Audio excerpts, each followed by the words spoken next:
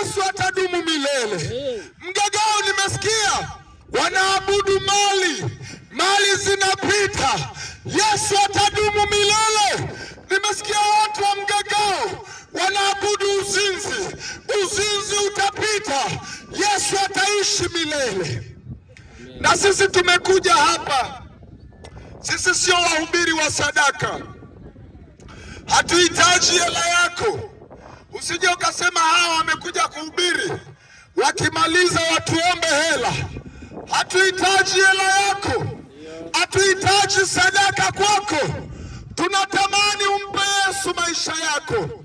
Tunatamani usiache njia mbaya. Tangia umeanza kuwa mshirikina, umepata faida gani? Tangia umeanza kuwa mzinzi, ni faida gani umeipata? Zaidi ya hasara. Umepata hasara nyingi, umepata magonjwa, umeuza mali zako zote kwa ajili ya vitu ambavyo havina maana. Nataka kukuambia katika mchana wa leo, Yesu anakupenda. Vyote vitapita, magari mazuri yatapita, nyumba nzuri zitapita. Yesu anaishi milele. Mpe Yesu maisha yako. Vyote vizuri ambavyo unavihangaikia utaviacha, baba yangu. Mwanadamu huwa anatumia maisha yake yote kutafuta mali za duniani, lakini siku akiondoka haondoki na kitu. Ndugu zangu mnaonisikiliza, mimi ni wa Mererani. Mererani kuna kijiji cha jirani na Mererani kinaitwa Lesinyai.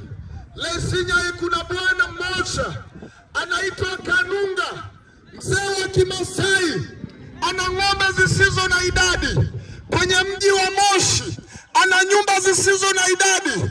Kwenye mji wa Arusha ana nyumba zisizo na idadi.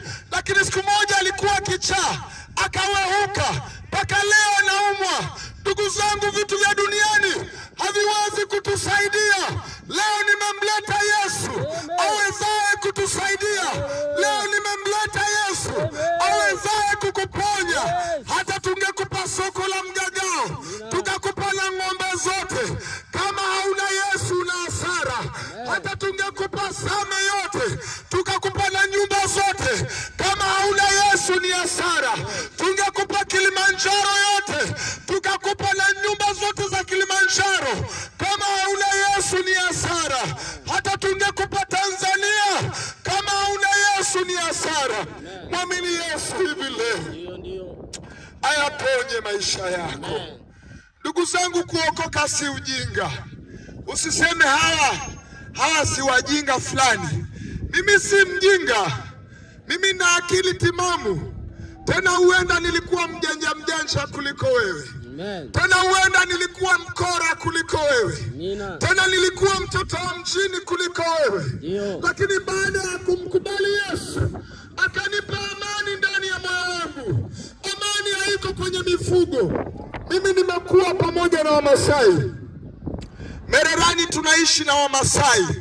Wamasai wanapenda ng'ombe sana, wanapenda mifugo.